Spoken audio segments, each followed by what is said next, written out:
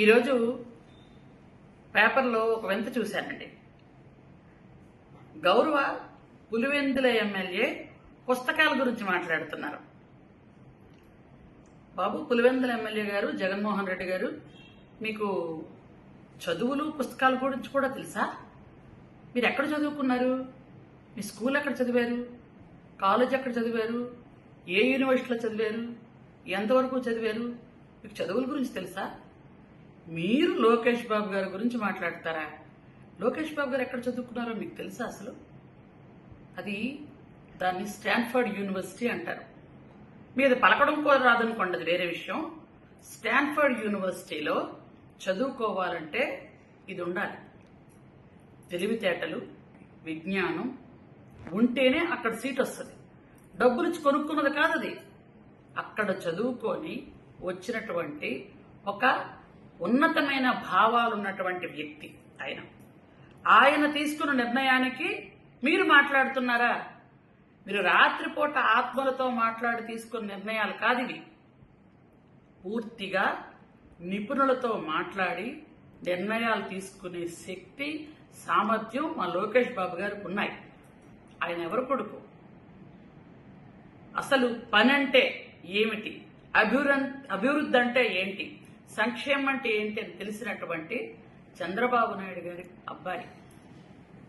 అలాగే ఆయన చదువుకునే యూనివర్సిటీ, ఆయన చదువు, ఆయన ప్రవర్తన, ఆయన తాలూకా ఈరోజు పరిపాలనా సామర్థ్యం, ఇవన్నీ కూడా ప్రజలకు చెప్తున్నాయి. మీరేమో పరిపాలన గురించి, చదువుల గురించి, సామర్థ్యాల గురించి మాట్లాడకండి. అందరికీ జోక్గా ఉంది. మీరేం చదువుకున్నారో మీకు తెలీదు, మాకు తెలీదు, ఎవరికీ తెలీదు. మీరేమో చదువు గురించి మాట్లాడుతున్నారు. అసలు సిబిఎస్ఈ సిలబస్, స్టేట్ సిలబస్ అంటే మీకు తెలుసా? అసలు స్టేట్ సిలబస్, సెంట్రల్ సిలబస్ అసలు తేడా తెలుసా మీకు? కాబట్టి మీకు తేడా తెలియని వాటి గురించి ఎక్కువగా మాట్లాడకండి. మీరు ఏదో ప్రశాంతంగా రాత్రిపూట ఆత్మల గురించి మాట్లాడుకోవడం, ఏదో లండన్ నుంచి మీకు వచ్చిన మందుల గురించి మాట్లాడుకోండి.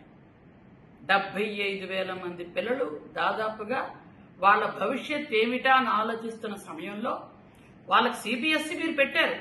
కానీ టీచర్లు ఉన్నారా? వాళ్ళకి తర్ఫీదు ఉందా? ట్రైనింగ్ ఇచ్చారా? వాళ్ళు అసలు ఏ విధంగా మీరు చేశారు? అందుకనే నిపుణులతో ఒక కమిటీ వేసి వాళ్లతో మాట్లాడి ఈ నిర్ణయాలు తీసుకున్నారు. వాళ్ళంతా 75,000 మందికి కూడా 75,000 మంది విద్యార్థులకు ఈ సంవత్సరం పరీక్షలు రాసే అవకాశం కల్పించారు ఆయన. కానీ మీరు ఏదో ఒకటి మాట్లాడతారు. నిజంగా మీకు విద్య మీద, పుస్తకాల మీద, చదువు మీద శ్రద్ధ ఉంటే గత కాలంలో మీరు ఏం చేశారు గుర్తుందా? మీకు మతిమరుపు కదా, మీకు తెలియదు, నేనే చెప్తాను వినండి. మారుమూల గ్రామాలలో స్కూల్స్ ఎందుకు మీరు క్లోజ్ చేశారు? గిరిజన గ్రామాల్లో స్కూల్ను ఎందుకు పూర్తిగా మూసేశారు? వేలాది మంది పిల్లలు డ్రాప్ అవుట్స్ అయిపోయి ఈరోజు ఏం చేయాలో తెలియని పరిస్థితిలో ఉన్నారు. 2 కిలోమీటర్లు 3 కిలోమీటర్లు నడిస్తే గాని ఇంకొక స్కూల్ రాదు. అలాంటి పరిస్థితిలో చాలా మంది పిల్లలు స్కూల్ మానేసి ఉండిపోయారు. ముఖ్యంగా మా గిరిజనులు పిల్లలు 3 కిలోమీటర్లు నడవాలంటే పొలం గట్ల మీద నుంచి, అడవుల మీద నుంచి, కొండల గుట్టల మీద నుంచి నడవాలి. అలాంటి పరిస్థితి ఉందని మేమంతా రిక్వెస్ట్ చేసినా, ధర్నాలు చేసినా కనీసం మీరు కన్నెత్తేనే చూడలేదే. అలాంటి మీరు కూడా పాఠశాలల గురించి, చదువుల గురించి మాట్లాడుతున్నారు అంటే ఏమనాలి అసలు? మీరు ప్రశాంతంగా ఆత్మలతో మాట్లాడుకోండి, అనవసరంగా మనుషులతో మాట్లాడకండి. ఈ రోజు ఏదైతే నిర్ణయం తీసుకున్నారో విద్యాశాఖ మంత్రిగా లోకేష్ బాబు గారు, అది కరెక్ట్ అయిన నిర్ణయం. కాబట్టి మేమందరం దానికి సపోర్ట్ చేస్తున్నాం. విద్యార్థుల తల్లిదండ్రులు కూడా సపోర్ట్ చేస్తున్నారు. మీ అవసరం, మీ తాలూకా సపోర్ట్ ఎవరికి కావాలండి? మీకు చదువుల గురించి కానీ, మానవత్వ విలువల గురించి కానీ మీకు తెలీదు. మీకు తెలిసింది ఒక్కటే, ప్రతి మనిషిని కామెంట్ చేయడం, వాళ్ళని జైల్లో పెట్టించడం, వాళ్ళని అవమానపరచడం, ఇవి తప్ప నీ బ్రతుకు ఏమీ తెలియదు. కాబట్టి మీ పేటీఎం బ్యాచ్లతో వాగించడం, ఇవి తప్ప నీకేం తెలియదు. కాబట్టి ఊరుకుంటే చాలా మంచిదని నేను తెలియజేస్తున్నాను. నీకు చదువుల మీద నిజంగా అంత శ్రద్ధ ఉంటే అన్ని స్కూల్స్ క్లోజ్ చేయవు. నీకు ఉపాధ్యాయుల్ని మద్యం షాపుల దగ్గర కాపలా పెట్టినప్పుడే నీకు ఉపాధ్యాయుల మీద ఎంత శ్రద్ధ ఉందో అందరికీ తెలిసింది. ఆ తర్వాత ఉపాధ్యాయుల్ని టాయిలెట్లు క్లీన్ చేయమని, టాయిలెట్లు ఫోటోలు పెట్టమని వాళ్ళ నానాహింస పెట్టావు. అప్పుడే నీకు ఉపాధ్యాయుల మీద ఎంత గౌరవం ఉందో అందరికీ తెలుసు. టీచర్లని ఈ విధంగా హింసించావు, స్కూల్స్ క్లోజ్ చేసి పిల్లల్ని ఈ విధంగా హింసించావు. నువ్వేమో చదువుల గురించి, టీచర్ల గురించి, విద్యార్థుల గురించి మాట్లాడుతున్నావే.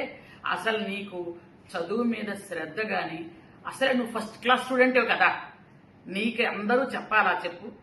ఎందుకంటే ఎప్పుడు ఖాళీ ఉంటే అప్పుడు ఒక వీడియో తీసి బయట పెట్టే పరిస్థితి ఎప్పుడు తెచ్చుకోకు. నువ్వు నిజంగా నిబద్ధత ఉంటే బుద్ధి జ్ఞానంతో ప్రవర్తించాలో ఆలోచించుకొని మెలిగితే చాలా మంచిది.